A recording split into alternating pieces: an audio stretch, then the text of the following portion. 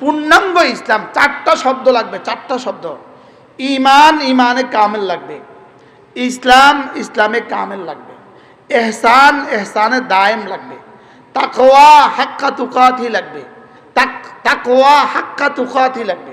এটা আমাদের প্রতিবেশী হুজুর বাংলা সুন্দর পারেন, আমি এই সব শব্দের বাংলা পারি না, আমি সব শব্দের বাংলা পারি না, সব শব্দের বাংলা আমার দ্বারা আসে না, এটা আমার ব্যর্থতা। আর সব শব্দের আমরা যে কথাগুলো বলি এগুলোর বাংলা যারা বুঝে না ওটা তাদের ব্যর্থতা। এবার হ্যাঁ কয় না, কি বলছি বলেন? বলেন ঈমান কি লাগবে? ঈমানে কামেল। এখানে এক জাররা ছাড় চলবে না, এক জাররা। ঈমান ঈমানে কামেল লাগবে, ঈমান পূর্ণাঙ্গ ঈমান লাগবে। কুফরির জন্য পূর্ণাঙ্গ কুফরি করতে হয় না, এক জাররা অস্বীকার করলেই কাফের হয়, লেকিন এক জাররা মানলেই মুমিন হয় না। মনে হয় বুঝেন নাই। এক জাররা অস্বীকার করলে কি হয়, লেকিন 99 ভাগ মানলে কি হয় না, মুমিন হয় না। মুমিন হওয়ার জন্য কদ্দুর মানা লাগে? মুমিন হওয়ার জন্য 100 ভাগ মানা লাগে, লেকিন কুফরির জন্য হ্যাঁ। আচ্ছা, বিয়েটা ছুটে যেতে কতক্ষণ লাগে? কয়বার কথা কইলে বিয়ে ছুটে? একটা কথা কয় ঘন্টা লাগে? 20 বছরের বৈবাহিক জিন্দেগি ছুটে যেতে কতক্ষণ লাগে? বিয়ে যত সেকেন্ড লাগে বিয়ে ভাঙতে, এর থেকে কোটি ভাগের 1 ভাগ 1 জাররা সময়ে ঈমান ভেঙে যায়। ঈমান কি হয়ে যায় বলেন? ঈমান ভেঙে যায়। কেউ যদি কোনো কুফরি মতবাদকে সুন্দর মনে করে, কেউ যদি কোনো কুফরি মতাদর্শকে সুন্দর মনে করে, তার ঈমান নাই। অনেক দিন আগের কথা, হযরত মাওলানা মুফতি আজিজুল হক রাহমাহুল্লাহ, পটিয়া মাদ্রাসার মুফতি সাহেব রহমতুল্লাহ আলাইহি বরিশাল সফরে যাচ্ছিলেন, নিজের নৌকাত করে সফর। এমন সময় নৌকাতে একজন প্যাসেঞ্জার উঠছে, শার্ট প্যান্ট পরা, ট্রাই লাগানো এক প্যাসেঞ্জার উঠছে। হুজুরের জজবাই এসে গেছেন। হুজুর সাথীদেরকে জিজ্ঞেস করছেন, তারে সুন্দর লাগে না আমারে সুন্দর লাগে? যদি তারে সুন্দর লাগে জয়, চিটাঙ্গের ভাষায়, যদি তারে সুন্দর লাগে জয়, তোরা ঈমান দৌড়া। সুবহানাল্লাহ বলেন। তো তাকে যদি সুন্দর লাগে তো তোরা কি কর? তোরা ঈমান দৌড়া, তোরা ঈমান দৌড়াতে বলছে, তাকে যদি সুন্দর লাগে। কোন বেঈমানের বিষয়কে, ইসলামের বিপক্ষের কোন বিষয়কে আমার দিলে সুন্দর লাগবে এই শব্দ আসতে পারবে না। কি বলছি বলেন? না বুঝে বলেন, বুঝে না। আমার দিলে কি লাগবে? সুন্দর লাগবে, এটা আসতে পারবে না। আমার কলিজায় ইসলামের বিপক্ষের কোন বিষয়কে আমার কাছে সুন্দর লাগবে এটা হইতে পারে না। হ্যাঁ, আমি প্রকাশ করতে পারি না, আমি বলতে পারি না, লেকিন আমার হৃদয়ে কথা আসতে হবে, না এটা সুন্দর না। এটা কি না বলেন? আল্লাহ তাআলা যেটা কি সুন্দর বলেছেন এটাই সুন্দর, রাসূল যেটা কি সুন্দর বলেছেন এটাই সুন্দর। আল্লাহ যেটা কি সুন্দর বলেন নাই, সারা পৃথিবী বললেও এটা সুন্দর না। এটা কি না বলেন? এজন্য আল্লাহ তাআলার ডিজাইন এটাই সুন্দর, আল্লাহর ডিজাইন এটাই কি বলেন? এটাই সুন্দর। যেমন ধরেন দাড়ি, আল্লাহর ডিজাইন, বলেন এটা কার ডিজাইন? আবার বলেন এটা কার ডিজাইন? অতএব কেউ যদি এটাকে এগুলোকে ফেলে দিয়ে যদি কেউ সুন্দর হইতে চায়, সারা দুনিয়ার কাছে সে সুন্দর হইতে পারে, লেকিন আরশ আজিমের মালিকের কাছে সে সুন্দর না। যেমন ধরেন এই ফুলগুলো, আমরা এখানে যা দেখছি সব ফুল দেখছি, লেকিন আমরা দেখছি এগুলো কি ফুল, লেকিন মৌমাছি এগুলো কি ফুল দেখে না। মনে হয় বুঝেন নাই। মৌমাছি এগুলোকে কি দেখে না বলেন? মৌমাছি এগুলোকে ফুল দেখে না। কেন এগুলোকে মৌমাছি ফুল দেখে না? এগুলো ফুল নয়, এই জন্য। মৌমাছি এগুলোকে ফুল দেখে না কেন বলেন? এগুলো কি নয় বলেন? ফুল নয়, এই জন্য মৌমাছি এখানে বসে না। এতক্ষণ পর্যন্ত একটা মৌমাছি আসছে এখানে, হ্যাঁ আসলো না কেন? একটা মৌমাছি 30,000 মাইল দূর থেকে নাকি দেখে। সুবহানাল্লাহ বলেন। সে এক ফোঁটা মধু আহরণের জন্য 30,000 মাইল দূরে সফর করে, ওখান থেকে সে আবার তার বাসভবনে ফিরে আসে। কিভাবে সম্ভব? খালাকা কুল্লা শাই ফাহাদা, রব সব বানিয়েছেন, আবার হেদায়েত দিয়েছেন। এখন মৌমাছি আশেপাশে আছে, লেকিন এগুলোকে উকি মেরে মেরে দেখে বলে না না এগুলো ফুল না। এগুলো কি না বলেন? তাহলে মৌমাছি যদি এটাকে ফুল না বলে, তো রবের দেওয়া সিদ্ধান্তের বাইরে কোনোটাকে সুন্দর বলবেন কেন? কি হয়? এই জন্য সিবগাত আল্লাহ ওমান আহসানু মিনাল্লাহ সিবগা। রব্বে কারীম বলেন আমার একটা ডিজাইন আছে, আমার একটা দেওয়ার ডিজাইন আছে, আমার একটা ডিজাইন আছে। আমার ডিজাইনের চেয়ে সুন্দর কোনো ডিজাইন পৃথিবীতে আর হইতে পারে না। কি আজীব বিষয়। জন্মের পরে দাড়িগুলো উঠলো না কেন? জন্মের সময় দাড়িগুলো উঠলো না কেন? আচ্ছা বাচ্চা যদি এতগুলো দাড়ি নিয়ে আসতো, এই বাচ্চাটাকে সুন্দর লাগতো? এই জন্য রব জন্মের সময় দাড়ি দেন নাই। সুবহানাল্লাহ বলে। চুল নিয়ে আসছে না আসছে না? নখগুলো নিয়ে আসছে না আসছে না? সব নিয়ে আসছে, লেকিন কি নিয়ে আসে নাই বলেন? কেন আসে নাই? রব বলেন না, দাড়ির সৌন্দর্য এটা এখনো সময় হয় নাই, এটা একটু পরে। আচ্ছা 80 বছরের বুড়া যদি দাড়িগুলো একদম সাফ কালো হইতো তো কিরকম দেখা যেত? ভাল লাগতো? এই জন্য রব বুড়ো হলে দাড়িতে রং লাগায় দেয়। সুবহানাল্লাহ বলেন। কালোগুলোরে কখন ফাঁকে ব্রাশ মেরে এগুলোকে সাদা করে দিছে। কি হয়? তাহলে বোঝা গেছে তোমার 60 বছর বয়স, তোমার দাড়ি যদি কালো হয় ভাল লাগবে না। বাস্তব না বাস্তব? আচ্ছা নানা শ্বশুর আর দাদা শ্বশুর আর বাবা নতুন শ্বশুর তিনজন একসাথে দাঁড়ায় রয়েছে, তিনজনের দাড়ি কালো, তো ওই বেটা কারে কি কইব?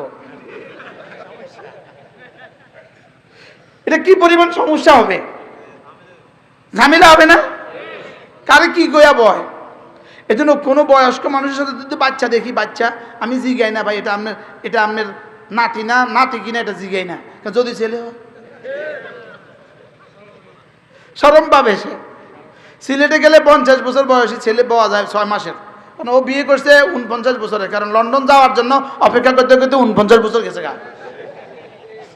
এটা কুলে বাচ্চা দেখলে জিজ্ঞেস করা যায় না ভাই নাতি না ফুনতি, এটা জিজ্ঞেস করা যায় না।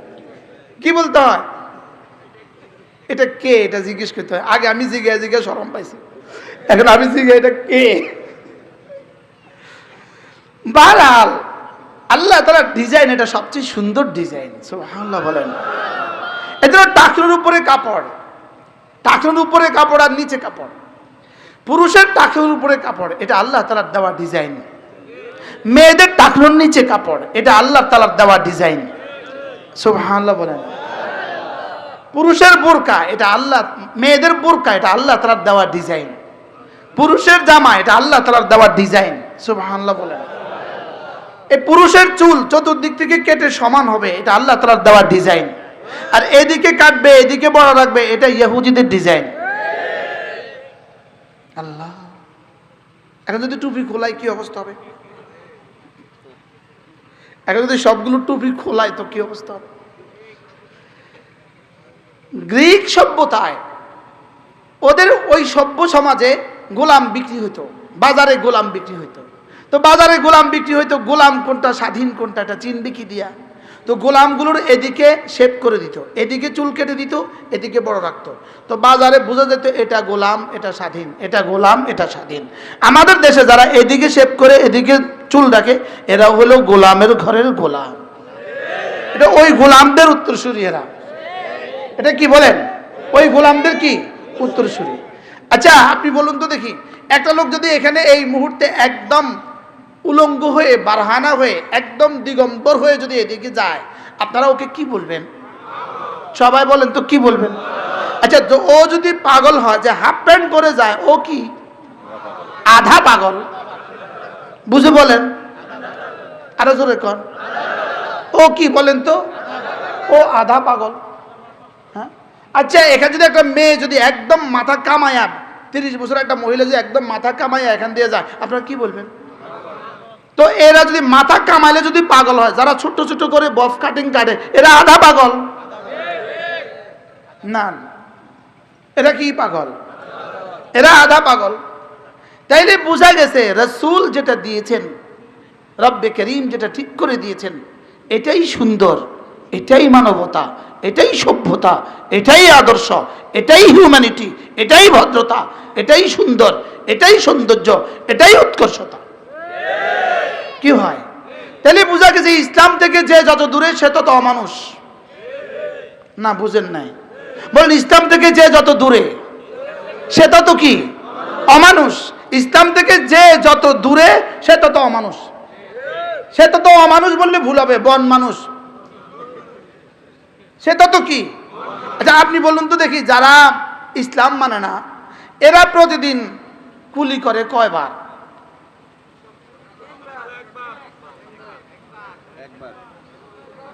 যারা 5 ওয়াক্ত নামাজ পড়ে না ওরা প্রতিদিন কুলি করে কয়বার? একবার। আচ্ছা ফজরে একবার করে আর কি, একবার দুইবার করে। আর যারা প্রতিদিন নামাজ পড়ে তারা প্রতিদিন কুলি করে কয়বার? 5 বার। বুঝি কমপক্ষে এক ওয়াক্তের মধ্যে 3 বার, তো কতবার? তো যে 15 বার কুলি করে সে সভ্য না যে শুধু ডেলি একবার কুলি করে সে সভ্য?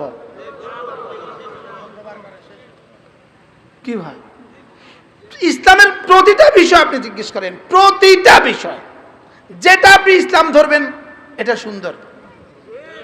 সুবহানাল্লাহ বলে না? এটা কি? তাহলে বোঝা গেছে ইসলাম ছাড়া, হ্যাঁ, ইসলাম ছাড়া যে যত সুন্দর দাবি করে সে তত পশু। ইসলাম ছাড়া যে যত সৌন্দর্য দাবি করে সে তত কি? এবার বলুন তো দেখি, একজন মানুষের জন্য ইসলামের প্রয়োজন কত? যেমন সূরা ফাতিহার প্রয়োজন কত? বুঝে কোন? একজন মানুষ প্রতিদিন সূরা ফাতিহা, চাই সে শিক্ষিত হোক চাই সে অশিক্ষিত হোক, যদি সে মুসলিম হয়, একজন মানুষ প্রতিদিন সূরা ফাতিহা পড়তে হয় 32 বার। কতবার? আরো জোরে বলেন কতবার? আচ্ছা পুরুষকে কতবার পড়তে হয়? 32 বার। মাতে না এরকম। পুরুষকে কতবার পড়তে হয়? নারীকে কতবার পড়তে হয়? একজন সুস্থ সবল নারীকে প্রতিদিন, বালেগা নারীকে প্রতিদিন সূরা ফাতিহা কতবার পড়তে হয়? আচ্ছা আমার সোনার বাংলা তাকে কতবার পড়তে হয়? জীবনে কয়বার পড়তে হয়? আচ্ছা সারেগামা পাদা নিশা এটা জীবনে একজন মানুষকে কয়বার পড়তে হয়? ইনারা কথা বলে না, বলেন একবারও না, জোরে বলেন, আবার বলেন। এবার বলুন তো দেখি সূরা ফাতিহা কোথায় শিখায়?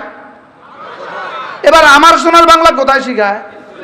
এবার আমার বুঝে ধরে না, যেখানে আমার সোনার বাংলা শিখানোর প্রয়োজনীয়তা মনে করে, যেখানে সারেগামা পাদানিশা শিখানোর প্রয়োজনীয়তা মনে করে, যেখানে সূরা ফাতিহা শিখাবার প্রয়োজন মনে করে না, আমার সন্তানকে আমি ওখানে দিতে যাব কেন যেটা তার জীবনে একদিনও প্রয়োজন পড়বে না? আমি তো বুঝাইতে পারি নাই মনে হয়। আমি কি বুঝাইতে পারছি আপনাকে? ওটা তার জীবনে কয়বার প্রয়োজন পড়বে? আরেকটা গান বলেন না, মোরা একটি ফুলকে বাঁচাবো বলে যুদ্ধ করি। আচ্ছা এটা একটা গান, এটা একটা গজল গান, এটা একটা মেয়ের জীবনে কতবার লাগবে? ওর বিয়ের দিনে যখন ওকে দেখতে আসবে ওর বর পক্ষ জিজ্ঞেস করবে একটা গান শোনাও তো। আমার জানা নাই কোনো মুসলিম মেয়েকে এই পর্যন্ত বর পক্ষ কোনোদিন এই কথা জিজ্ঞেস করছে কিনা, এটা আমার জানা নাই। আপনাদের জানা আছে নাকি? আচ্ছা ওখানে এসে জিজ্ঞেস করে কিনা সূরা ফাতিহাটা শোনাও তো। তাহলে সূরা ফাতিহা তার বিয়ের দিনও লাগে কিনা? হ্যাঁ। আচ্ছা মার অসুস্থতার সময় লাগে কিনা? হযরত মাওলানা হাবিবুল্লাহ মিসবাহ রাহমাহুল্লাহ বাডেমে চিকিৎসাধীন ছিলেন, তো চিকিৎসা হুজুরের কেবিনের পাশে এক বুড়োর চিকিৎসাধীন ছিল। ওই বুড়ো ছিল আমেরিকা থেকে আসা, তো তার ছেলে মেয়েরাও আসছে। তো হুজুরের রুমে তো অসংখ্য মানুষ আসা যাওয়া করে, ওই রুমে তো কেউ যায় না। তো এবার কি করছে, ওই রুমের ছেলেরা এসে বলে ভাই আমার আব্বারে যদি একটু আপনারা দোয়া দিয়ে দিতেন। তো হাবিবুল্লাহ মিসবাহ রহমাতুল্লাহ বড় ছেলে ওই রুমে গেছে, গিয়ে বলতেছে তোমরা পড়ো সূরা ফাতিহা পড়ো। ওই ছেলে মেয়ে একসাথে বলতেছে ফাতিহা ফাতিহা ফাতিহা। কি বলছে বলেন? আচ্ছা ফাতিহা ফাতিহা কয়বার পড়লে কয়টা সওয়াব হবে? হ্যাঁ, আমি অনেক বছর আগে একবার বয়ান করছিলাম এক জায়গায়, আমি এই বয়ানটা নকল করছিলাম হযরত মাওলানা জমিরউদ্দিন নানুপুর রহমাতুল্লাহ থেকে নকল করছিলাম। হুজুর বলেন যে যারা জানাজার দোয়া পারে না, যারা জানাজার দোয়াটা পারে না, এরা বাবার জানাজাটা কেমনে পড়ছে, এরা কেমনে পড়ছে আমি আপনাদেরকে দেখাই। আল্লাহু আকবার।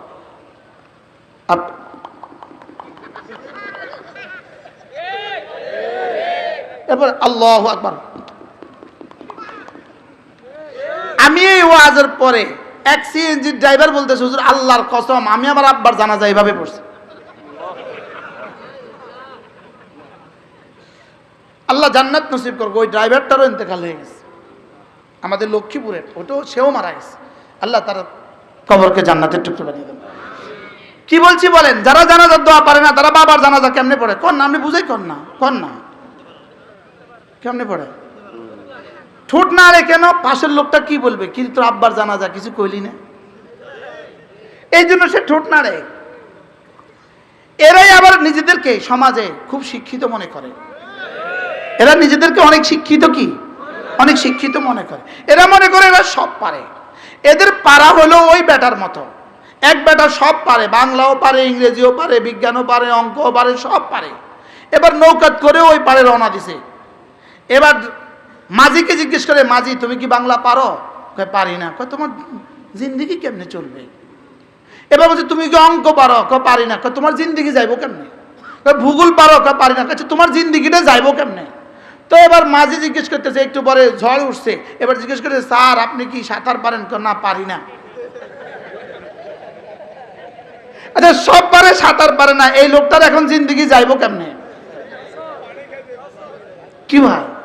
আরে মাঝি সাঁতার পারে আর কিছু পারে না, এবার মাঝির জীবন যাইবো কেমনে? মাঝি তো সাঁতার কাটা যাইবো গা। আর ওই স্যারে কি করবে? কেন ডুববে বলেন? যারা কোরআন পারে না ডুবে মরা ছাড়া এদের সামনে আর কোনো রাস্তা নাই। কি ভাই? আমি বলি বাংলা আপনি শিখান, কোনো অসুবিধা নাই, ইংরেজিও আপনি শিখান, কোনো অসুবিধা নাই, যা ইচ্ছা তা শিখান, লেকিন আপনি যদি আপনার সন্তানকে কোরআন না শিখান আপনিও ডুববেন, আপনার সন্তানও ডুববে, জাতিও ডুববে, দেশও ডুববে। আমি কি বুঝাইতে পারছি আপনাকে? প্রত্যেকেই নিয়ত করেন, কলিজায় হাত বেঁধে নিয়ত করেন, আমি আমার ছেলে মেয়েকে দিন শিখাবই শিখাবো। না কলিজায় হাত দেন, কলিজা কলিজা বলেন ইনশাআল্লাহ, বলেন ইনশাআল্লাহ। একটা জাতিকে ধ্বংসের জন্য, একটা জাতিকে ধ্বংসের জন্য, আমাদের মতো দুর্বল দেশটাকে ধ্বংসের জন্য পশ্চিমারা বড় বড় প্ল্যান বানায় নাই। আমাদেরকে দুর্বল করার জন্য তারা নির্যাতনের স্ট্রিম রোলার বানায় নাই। তারা আমাদেরকে দুর্বল করার জন্য তাদের বোমারু বিমান ব্যবহার করবে না। আমাদেরকে দুর্বল করার জন্য, আমাদেরকে ধ্বংসের জন্য তাদের শেষ টার্গেট হলো এই জাতির ছেলে মেয়েগুলোকে দিন থেকে বঞ্চিত করো। এমন একটা শিক্ষা কারিকুলাম দিয়ে দাও যেই শিক্ষা কারিকুলামে তাদের রব চিনাবে না, তাদেরকে সূরা ফাতিহা চিনাবে না, তাদেরকে কোরআন পড়াবে না, তাদেরকে ইসলাম শিখাবে না, তাদেরকে ইসলাম থেকে বঞ্চিত করে দাও। ওই শিক্ষা ব্যবস্থা ইসলাম থেকে দূরে সরিয়ে দাও। ইসলাম থেকে যত দূরে সরিয়ে দিবা এই জাতিকে ধ্বংস করা তত সহজ। এখন বলুন তো দেখি, এই শিক্ষা কারিকুলামে তারা কত ভাগ কামিয়াব? তারা শতভাগ কামিয়াব। তারা কি শতভাগ? কি শতভাগ কামিয়াব। যেই বাচ্চাটা ওখানে যাবে, যেই বাচ্চা প্রাইমারি স্কুলে হাই স্কুলে যাবে, সে কি করে আশা করা যায়, এই বাচ্চাদেরকে কি করে আশা করা যায় সে মুসলিম মুকাম্মাল ইমানে কামেল হবে, ইসলামে কামেল হবে? এটা তার থেকে কি করে আশা করা যায়? এই স্কুল আর এই কলেজে পড়ে, এই স্কুল আর এই কলেজে এই শিক্ষা ব্যবস্থায় পড়ে এখন যারা কিছুটা দিনদার আছেন, আপনারা যারা দিনদার আছেন, আমাদের ডাক্তার সাহেব দিনদার, আমাদের শহীদ ভাই দিনদার, আমাদের এই ভাইরা দিনদার, আপনারা যারা দিনের সাথে আছেন, প্রশ্ন আপনারা এই শিক্ষা কারিকুলামে পড়ে এই দিন কেন কিভাবে শিখলেন? না না, ওই শিক্ষা কারিকুলামে বরকত নয়, এটাও এই মাদ্রাসায় পড়ুয়া ওলামায়ে উম্মতের বরকত হয়েছে। বাস্তব না বাস্তব বলেন? আপনারা কি ওই কারিকুলাম থেকে আসছেন না ওলামায়ে কেরামের সোহবতে আসছেন? অবশ্যই ওলামায়ে কেরামের সোহবত। ডাক্তার সাহেব বলেন ওলামায়ে কেরামের সোহবতে না ওই শিক্ষা কারিকুলাম থেকে? জাকির সাহেব বলেন ওলামায়ে কেরামের সোহবতে না শিক্ষা কারিকুলাম থেকে? এবার ওলামায়ে কেরাম কোথা থেকে আসছে? মাদ্রাসা থেকে। ওলামায়ে কেরাম কোথা থেকে আসছে? মাদ্রাসা থেকে। তাহলে এটা শতসিদ্ধ কথা, এটাই সুস্পষ্ট কথা, মাদ্রাসা থেকে যে যত দূরে, দিন থেকে সে তত দূরে, ইসলাম থেকে সে তত দূরে। কি হয়? এবার আপনি সিদ্ধান্ত নেন আপনার ছেলে মেয়েকে আপনি কি করবেন, আপনি সিদ্ধান্ত নিতে হবে। কি খেয়াল বলেন? কি খেয়াল?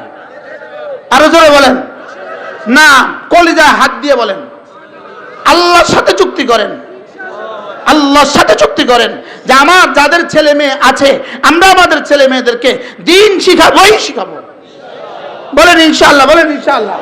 শুধু ছেলেকে শিখাবেন না মেয়েকে শিখাবেন? হ্যাঁ বলেন শুধু ছেলেকে না মেয়েকে?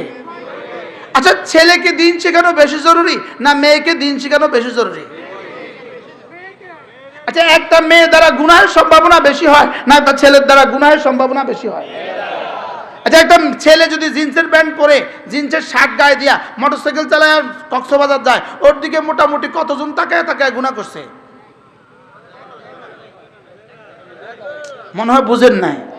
এবার একটা ওর পেছনে যদি একটা মেয়ে বসে হাফ প্যান্ট পরে, আর এবার বলুন তো দেখি গুনাহ হওয়ার সম্ভাবনা কত? কত? তাহলে এক ছেলে দিয়ে গুনাহ হওয়ার সম্ভাবনা কত? অল্প। একটা মেয়ে দিয়ে গুনাহ হওয়ার সম্ভাবনা কত? কত গুণ বেশি?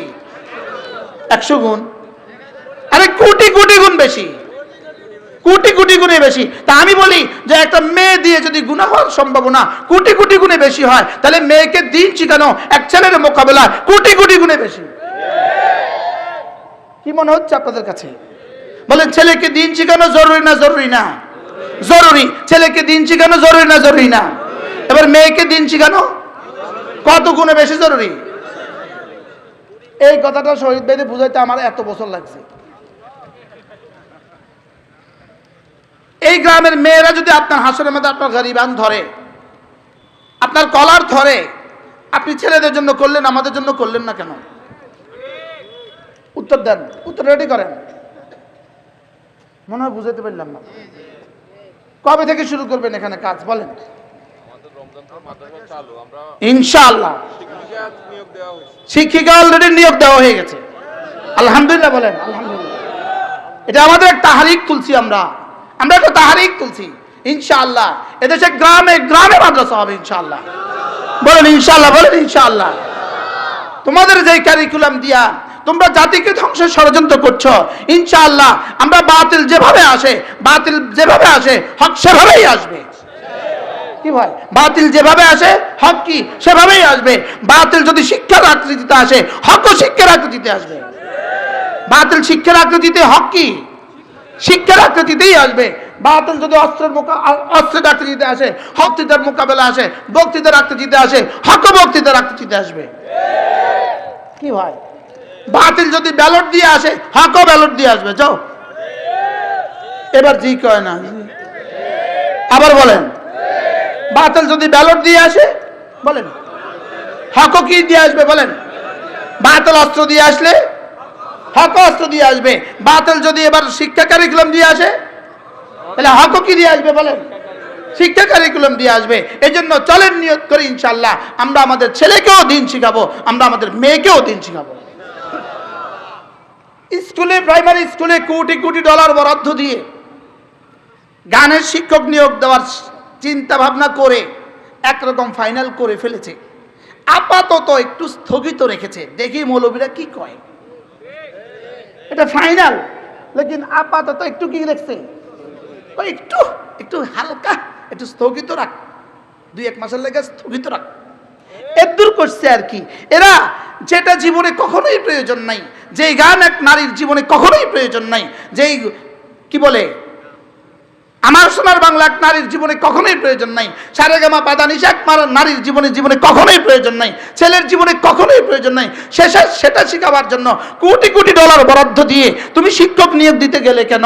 আর যেই সূরা ফাতিহা প্রতিদিন 32 বার পড়া দরকার, সেটার জন্য শিক্ষক নিয়োগ দিতে ভুলে গেলে কেন? কি ভাই? আচ্ছা, আকলকে তো জিজ্ঞেস করেন, আকলকে, বিবেককে তো জিজ্ঞেস করেন, যেটার কোনো প্রয়োজন নাই সেটার জন্য শিক্ষক দিতে হবে কেন? আমি তো বুঝাতে পারতেছি না। যেটা কোনো প্রয়োজন নাই, এটা মাথা নষ্ট না? মাথা নষ্ট ন, মাথা বিক্রি করে ফেলেছে পশ্চিমাদের কাছে। এরা বিকৃত, এরা বিক্রি হয়ে গেছে। বলেন এরা কি হয়ে গেছে? বলেন এরা কি হয়ে গেছে? বলেন এরা বিক্রি হয়ে গেছে, এরা বিক্রি হয়ে গেছে, এরা বিক্রি হয়ে গেছে। আমার সমাজকে ধ্বংসের জন্য, আমাদের সন্তানদেরকে ধ্বংসের জন্য, আমাদের আগামী প্রজন্মকে ধ্বংসের জন্য এরা বিক্রি হয়ে গেছে। ওদের শিখানো পথে এরা চলে। এই জন্য আমরা সিদ্ধান্ত নিব, যতক্ষণ আল্লাহ আমাদের এই ধমনীতে প্রাণ রাখে, যতক্ষণ আমাদেরকে আল্লাহ তাআলা শক্তি দেয়, যতক্ষণ আমাদের শেষ স্বাধীনতাটুকু আছে, আমরা আমাদের সন্তানদেরকে দ্বীন শিখাবো। বলেন ইনশাআল্লাহ, বলেন ইনশাআল্লাহ। এই জন্য ছেলেদের মাদ্রাসার পাশাপাশি মেয়েদের মাদ্রাসাও আমরা শুরু করব ইনশাআল্লাহ। বলেন ইনশাআল্লাহ। প্রশ্ন করবেন মেয়েদের মাদ্রাসায় ফিতনা হয়, তা আমি বলি মেয়েদের মাদ্রাসায় ফিতনা হয় এটা আপনি বলতে গেলেন কেন?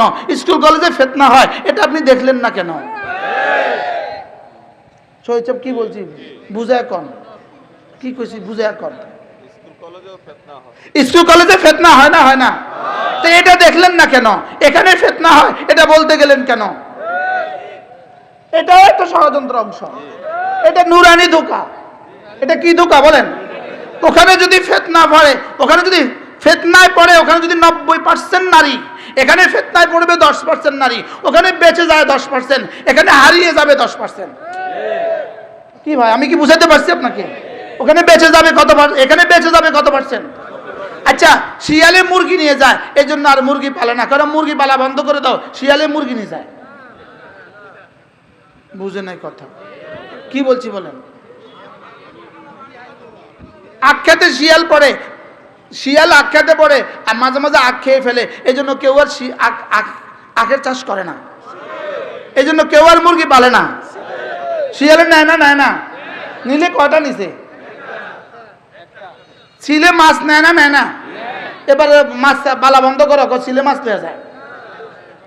কি হয় তাহলে বালিকা মাদ্রাসা করে যদি কিছু ফিতনা হয়েও যায়, নারী আর মানুষ হিসাবে কিছু ফিতনা হইতেও পারে, কিছু ফিতনা হইতেও পারে, কিছু ফিতনা হলে 1% ফিতনা হবে, আর 2% হয়ে যাক, আরে 10% হয়ে যাক, আরে 50% হয়ে যাক, বাকি 50% বেঁচে যাবে। আর ইনশাআল্লাহ এটা হবে না, আমাদের পরিকল্পনা এটা হবে না ইনশাআল্লাহ। বলেন ইনশাআল্লাহ।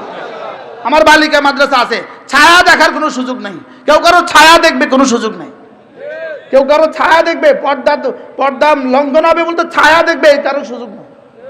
এই জন্য ইনশাআল্লাহ এখানেও আমরা বালিকা মাদ্রাসা শুরু করবো ইনশাআল্লাহ। আল্লাহ তাআলা হাজী সাহেবের হায়াতের মধ্যে বরকত দান করুক, যেন আল্লাহ তাআলা এখানে দ্রুত থেকে দ্রুত সময়ে এখানে ঘরের কাজ শুরু করতে পারেন ইনশাআল্লাহ। ইনশাআল্লাহ আগামী রমজান থেকে এখানে মেয়েদের মাদ্রাসাও শুরু হবে, আপনারাও শরীক হবেন, যে যেভাবে পারেন এভাবে শরীক হবেন ইনশাআল্লাহ। আল্লাহ তাআলা যেন এই সমাজের প্রতিটা নারী আর পুরুষকে দিন দিয়ে দেয়, টেকনোলজিতে তুলিয়া। আলহামদুলিল্লাহ আমরা নতুন প্রযুক্তি শুরু করছি, নতুন প্ল্যান শুরু করছি আলহামদুলিল্লাহ।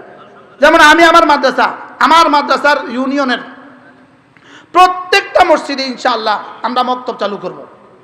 প্রত্যেকটা মসজিদের ইমামকে আমরা মাসে একদিন ডেকে নিয়ে আসব, নির্দিষ্ট টাইমে ডেকে নিয়ে আসব, আইনা প্রত্যেক ইমামের জন্য আমরা বেতন বরাদ্দ দিব, বেতন বরাদ্দ দিব আমরা 5,000 টাকা করে, 4,000 টাকা করে প্রত্যেক মসজিদের জন্য আমরা বেতন বরাদ্দ দিব। ওই ইমাম আমাদের টাকায় ওখানে মক্তব পড়াবে, আমরা সিলেবাস দিব ইনশাআল্লাহ, আমরা সিলেবাস দিব। এই জন্য ট্রেনিংয়ের প্রয়োজন। আমরা আমাদের ছোট ভাই মাওলানা মারুফকে আজ থেকে ট্রেনিংয়ে পাঠিয়েছি ঢাকা, আমরা এটা শিখবো ইনশাআল্লাহ। প্রত্যেকটা মসজিদের মক্তব কায়েম করতে হবে। বলেন প্রত্যেকটা মসজিদে কি করতে হবে? মক্তব কায়েম করতে হবে। আমরা আমাদের বাচ্চাদেরকে আর নাস্তিকদের খাবার হইতে দিব না, বলেন না ইনশাআল্লাহ।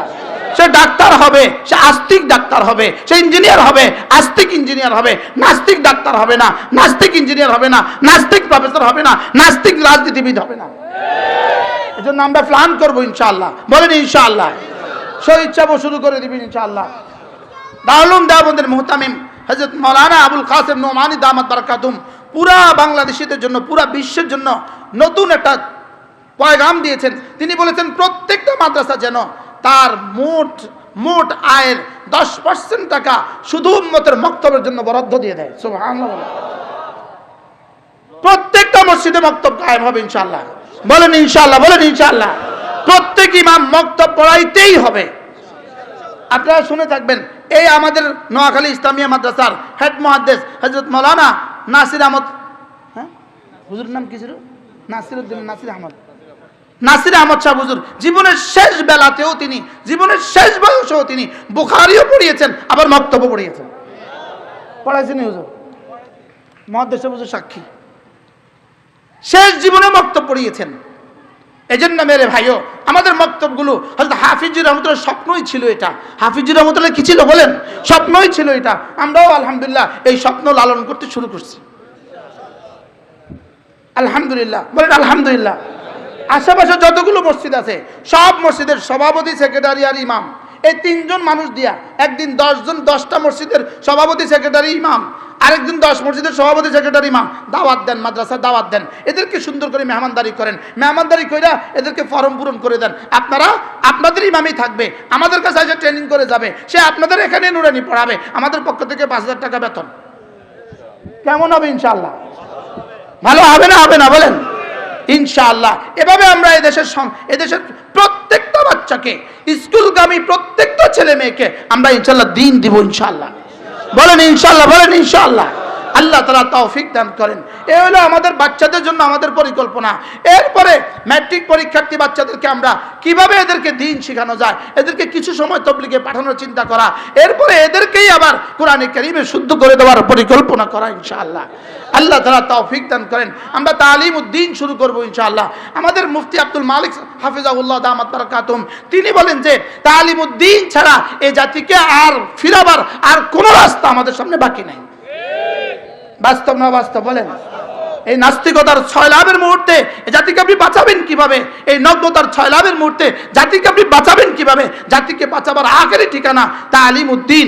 বয়স্কদের জন্য তালিমের ব্যবস্থা করা, বাচ্চাদের জন্য তালিমের ব্যবস্থা করা, ঘরে ঘরে ঘরে ঘরে।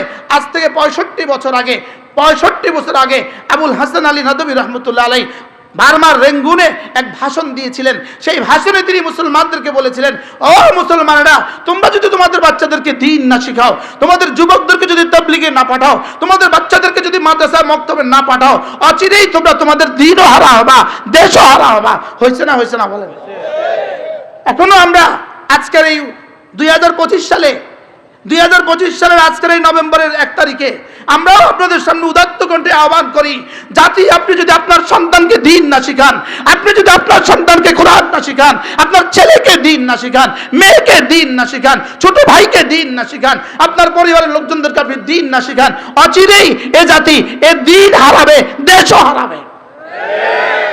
পরিকল্পনা হয়ে গেছে, ফেনী পর্যন্ত পরিকল্পনা হয়ে গেছে।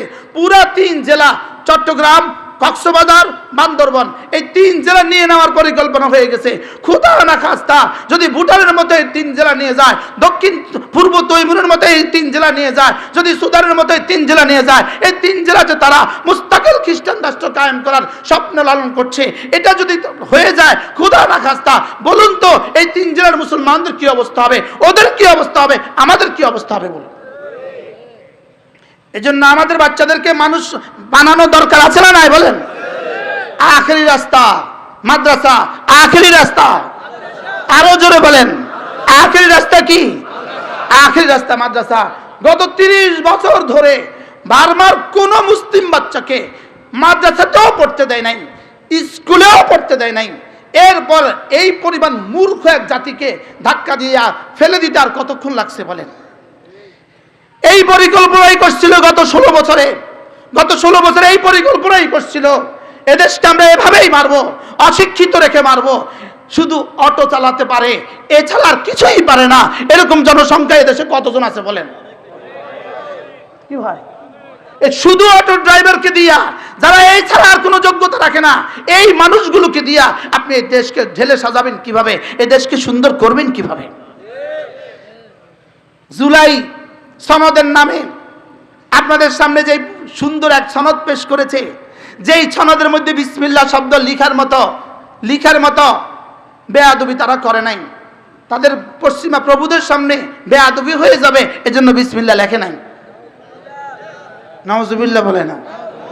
বিসমিল্লাহ লিখলে যদি প্রভুদের সাথে বেয়াদবি হয়ে যায়, প্রভুদের সাথে কি হয়ে যাবে বলেন?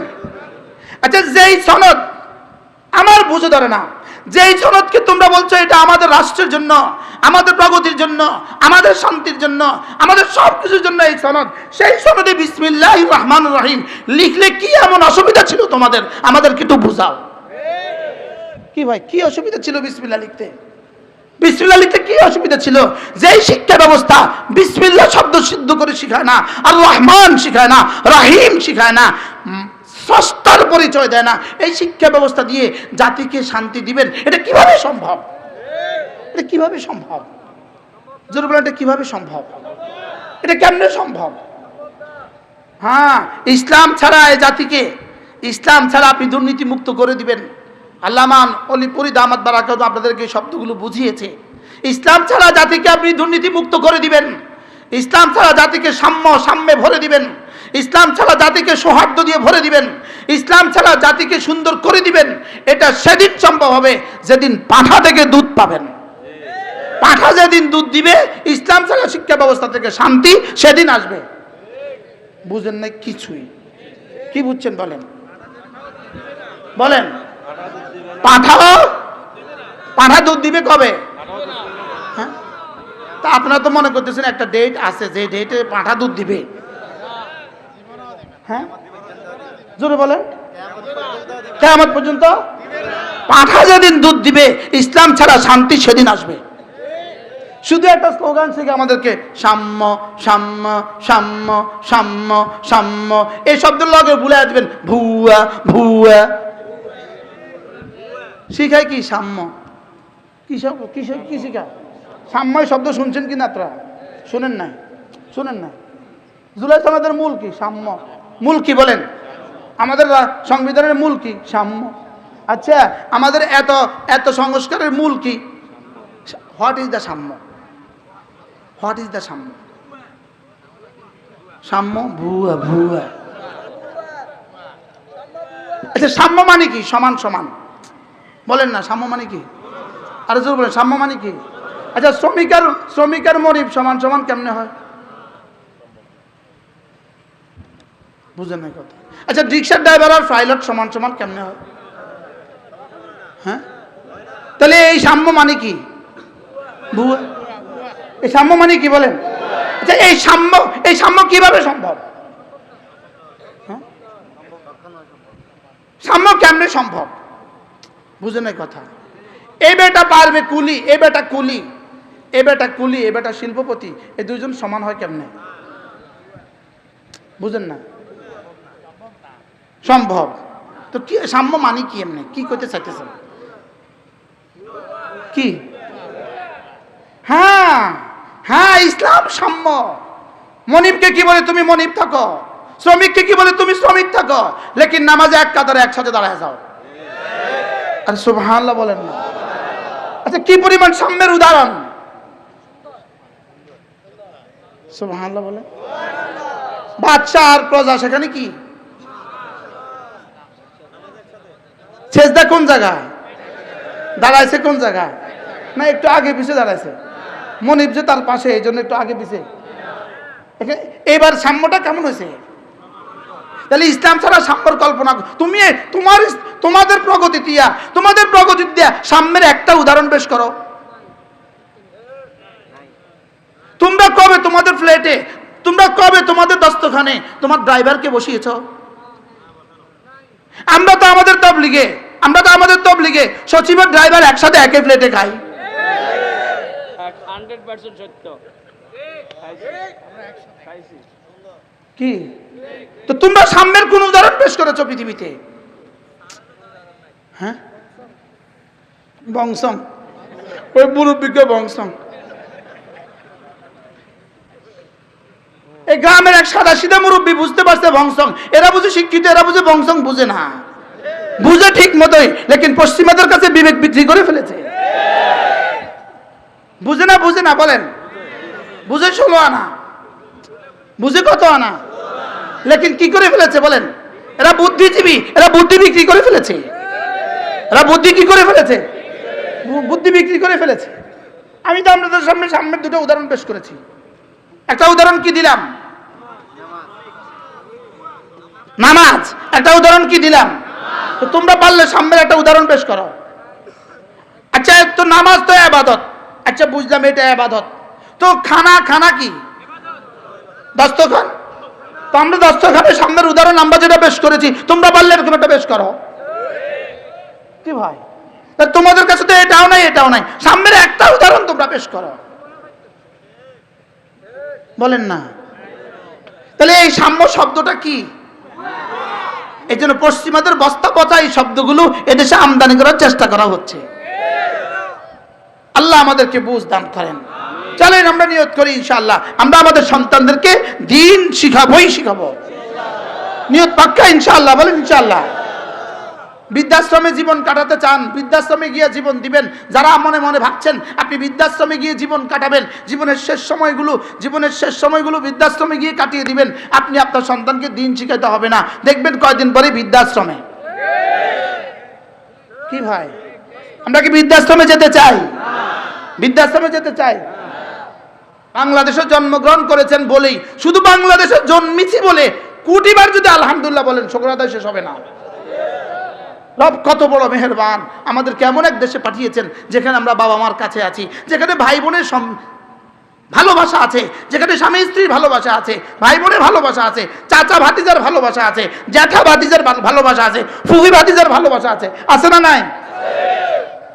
আমার চোখে দেখা ঘটনা, 50 তলা বাড়ির মালিক, 50 তলাওয়ালা, এক টানা কয়েক কিলোমিটার 50 তলা বাড়ি, লেকিন এখানে শুধু একজন মালিক আছে, ভাড়াটিয়া বলতে কোনো কেউ নাই, একটা ভাড়াটিও নাই, তার স্ত্রী বলতে কোনো শব্দ নাই, তার সন্তান বলতে শব্দ নাই, সে এবং তার কুকুর, এটাই তার লাইফ। বলেন কি বলছি বলেন, সে আর তার কুকুর, এটাই তার লাইফ, আর কেউ নাই। শুধু পুলিশ মাঝে মাঝে খবর নেয় সে আছে না মরে গেছে, আছে না মরে গেছে, শুধু পুলিশ মাঝে মাঝে খবর দেয় কি বলেন, সে তার বাসভবনে থাকে। এই বাড়ি ঝাড়ু দেওয়ার মতো কোনো মানুষ নাই, এই বেটা কুত্তে এক হাতে, ঝাড়ু এক হাতে। কি বলছি বলেন? আচ্ছা, সাম্য কেমন, শান্তি কেমন, কি পরিমাণ শান্তিতে আছে সে। পুলিশ দূর থেকে, কন্ট্রোল রুম থেকে মাঝে মাঝে তার রুমে লাইট মারে, মানে কয়েক কিলোমিটার থেকে তার রুমে লাইট মারে, তার রুমে লাইট মারা জিজ্ঞেস করে, তার রুমে লাইট মারে, লাইটের মধ্যে লেখা ওঠে, তুমি কি আছো, তুমি কি জীবিত আছো, তুমি যদি জীবিত থাকো তো আমরা তোমাদের সাথে আছি, তুমি ঘাবড়াবা না, আমরা তোমার সাথে আছি। আমরা ফার্কে গেছি, ফার্কে মানে সাগর পাড়ে, মাগরিবের পর হয়ে গেছে, একটু অন্ধকার হয়ে গেছে, সাথে সাথে দেখি সামনে একটা লাইট জ্বলছে, লাইট জ্বলছে, তোমরা তো ফরেনার, বিদেশি, তোমরা বিদেশি, ঘাবড়াবা না, আমরা তোমাদের কাছে আছি। লাইটের মধ্যে ইংরেজিতে আলো, আলোর মধ্যে লেখা আমরা আছি, মানে আমরা পুলিশ দূর থেকে তোমাকে ফলো করতেছি, কোনো অসুবিধা নাই। তো পুলিশ আর তুমি আর পুলিশ, এটাই সাম্য, এটাই শান্তি, এটাই সৌহার্দ্য। নাউজুবিল্লাহ বলেন না। এই সাম্য এদেশে আনার চেষ্টা করা হচ্ছে না, আমরা এই সাম্য চাই না, আমরা ওই শান্তি চাই যেই শান্তি মুহাম্মদুর রাসূলুল্লাহ মদিনায় তৈয়বায় কায়েম করেছেন, আমরা সেই শান্তি চাই।